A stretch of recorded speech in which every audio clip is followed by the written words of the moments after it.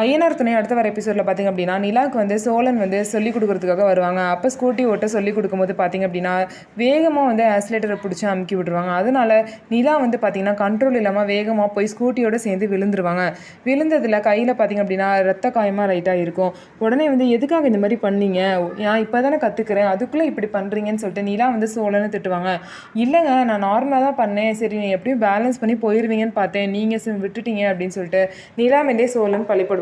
பாத்தியா, இதுக்காக தான் இவர் வேணான்னு சொன்னேன், நீயே எனக்கு கற்றுக் கொடுப்பல்லவா அப்படின்னு சொல்லிட்டு நிலா வந்து பல்லவன் கிட்ட சொல்கிறாங்க.